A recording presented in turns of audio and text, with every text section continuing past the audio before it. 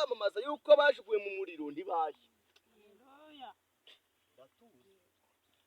Uyu Daniel murimo muvuga nawe yari nkamwe namukora akantu kamwe bamujugunya mu ntebe ntizamurya aramamara. Natwe rabarahangaha Imana igiye gukora ikintu kimwe cyonyine gusa kimwe bahita tuko kwa muntu afite Imana icyo kimwe cyonyine. Amen. N'abantu baraha Yego. baraha Twebwe. kandi ikindi nongeraho kimwe Imana nicaha nabwo ejo bundi yarambwiye ngo mbwira abantu yuko abantu muri uyu mwaka 2024 ni umwaka wo gusubizwa ko abantu basenga. Umuntu utazasubizwa azaba yarasibiye. Amagambo ndi bukubwire rero ntago ari ayejo nta nubwo ari n'ay'uyu uyu. Nimubwira ngo Imana igwaye imodoka n'uyu. Nimubwira ngo Imana igwaye amavuta n'uyu. Nimubwira ngo Imana igwaye agakiza n'uyu. Hari abantu bumva bose ngo kukingwa Imana iguha icyo ukeneye. Hari umuntu we aba yaranambutse bashaka amavuta Imana yakwanga igwaye imodoka ngo kose ngo kukitamuha agakiza se burakijijwe ushaka n'imodoka.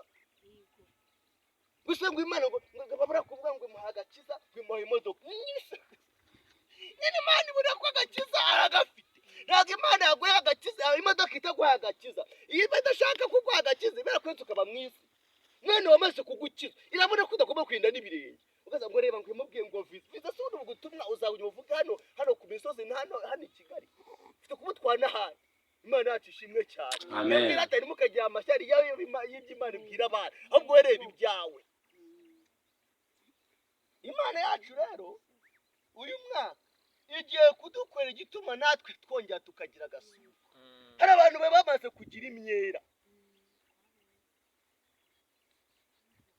Ariko Imana igiye kura byibura igituma twongera tukagarura umubiri.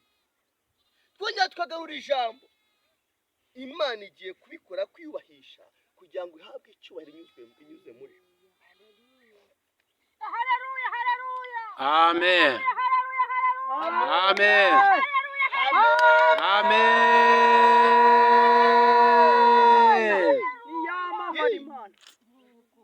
Abadusoma muri Bibiliya ni icyo yakoze baramamara. Natwe rero hari ibyo igiye kudukorera yamamare ko yabikoze. Nibizaguha umugabo ugakora ubukwe bukwame ibyo birakurebye n'ibitureye. Nibizaguha imodoka nk'iya minisitiri reka mbabwire ejo bundi ndimo sengera abayobozi dukorana.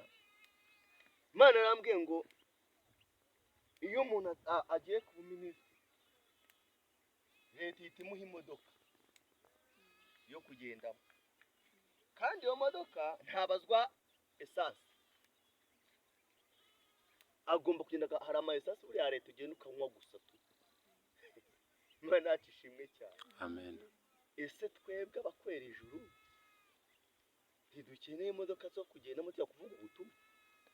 Nibyo nahise mbibabwira. Ndabwa rero twebwe ntabwo tuzahabwa na leta ahubwo tuzahabwa n'Imana yacu ishobora byose. Amen. Imana yacu ishimwe cyane. Amen. Uko leta n'ubundi niyo uvuye ku buyobozi ya imodoka barayisubirana. Imana yacu ishimwe cyane. Amen. Ariko twebwe iby'Imana izaduha iduhaye.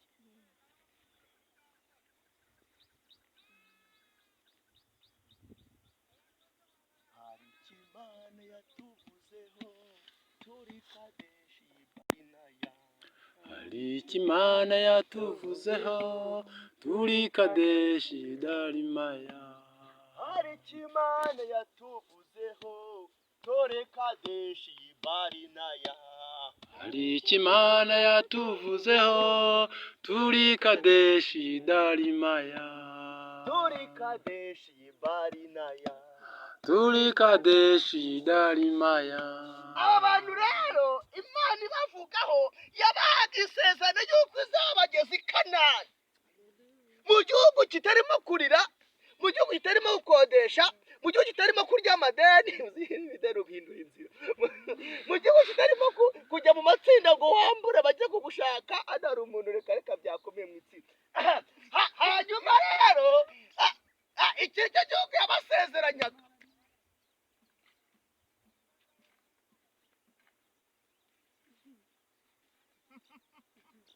Maze Karabu yakabyara agezeyo agira ubutwari bwo kwiburanira. Mujye mugira kwiburanira. babagezeyo asigara agikodesha kandi ubwo ari i Kanani, asigara agishaka guhinga kandi ubwo ari i Kanani. Hari abantu twakirwa rero ubu turacyakodesha. Uyu munsi uri umunsi wo kubona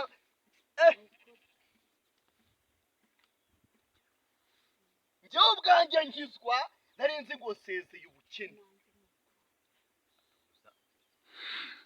ndangije kuko nyirakijijwe noza imodoka hariya Nyabugogo. Nuko nyine ndangije umuntu araza aravuga ngo uku kuntu musa muri ingege. Ubwo aratubwira se shari muntu umumotari afite moto ye kandi ni umuvugabutumwa, ariko kuri moto ye aratwara abantu yambaye ikote, yambaye congo, arasa neza. Aratubwira ngo uku kuntu musa muri ingegera nta n'umukire wabaha akazi kuko murasa nabi. Ubwo ngewe ipantaro iraha, ndi munsi hari ibimodoka bita ibifuso, ndi munsi y'igifuso ndimo ndoze imodoka muri byo byuma byo hasi. Imvura iraguye tujya kugama ugaba tubonye neza. Njyewe sinafashijwe n'ijambo ngo bavuze ijambo ryiza, ntibampanura umuntu yari umuvuga ko batera umuhanuzi. Yewe ikintu cyatumye nkizwa mwabarukoremwe nuko nanjye nari ndambiye gusa nabi nkeneye gusa neza. Yewe ukuntu musa murasa n'ingegera, nta mukira bakazi keza, nta gaciro mufite. Rero iravuga Uwiteka we nawe ndashaka gusa. Nicyo kintu cyatumye nkizwa nuko udasa n'ingegera. Mubajije arasinya arambwira ati giye sengera Kimisagara Mukove amanimero bucya musangayo. Nanjye rero buri munsi afite uburyo yakije, kirakijwe ndambiye gusa nabi. Imana ishimwe cyane kandi habwa icyubahiro, kuko njyewe ubuzima bwagire bwari ubwa mayibobo. Ubwo kuyaroza imodoka rero umuntu w'umusirimu bwine ari mayibobo nekera mu madebe. Hari amadebe cyane yitaga usa, yavugamo amavuta yose rero twatekeragamo. Ubwo giye koza imodoka ni nabo umusirimu. Gukizwa kwanjye rero nashatse nanjye ubuzima bwiza. None mu buzima bwiza nashatse ndacyagenza ibirenge. None mu buzima bwiza nashatse nta cyetaje ndazamu, ndacyafite kubura. Karemba aragenda asanga Yesu wa aramwitegereza ngo cyagera abantu intumwa zati hari umuntu ugushaka to umuntu nibi kigabo cyitwa Yesu ati papa uwo mpande ugiye papa karemba ugire vuba mubwira ahubwo abantu wageze. Hari ijambo ryiza mushaka kugira ngo wumve. Yaramwiteje amubwira ngo ukuntu Imana yadutumaga zirya mbaraga nari ifite Imana idutuma ku rugamba ngatabaruka na n'izi saha mu busaza bwanjye izo mbaraga nizo nkifite. Ijambo rigayagaye neza uryumva. Umbikira mwibukije uribuka imbaraga nari ifite dutabara ku rugamba tugatabarukana. Izo mbaraga na n'ubu nizo nkifite. Ese uribuka ikintu Imana yatubwiye turi mu buvumo Kadeshi? Yatubwiye ko izaduha iki gihugu kikaba icyacu ndakica kikatuza. Wikurufika nakumvishije ahita mugabira umusozi none ntaragendagira gakondo. Uyu mwaka rero turimo 2024 ni umwaka wo kubana gakondo zawe. Ntabwo ahantu ruwamuruka ukwiye kuba.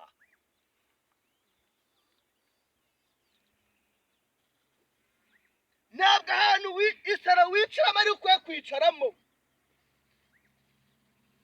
Ntabwo amadeni ufite wakubye kujya ubaguriza ahubwo. Rero umwaka nutabona ibyawe uzaba wasibiye. Njya nitekerezaho nkiga nkasanga kuko narigizwe.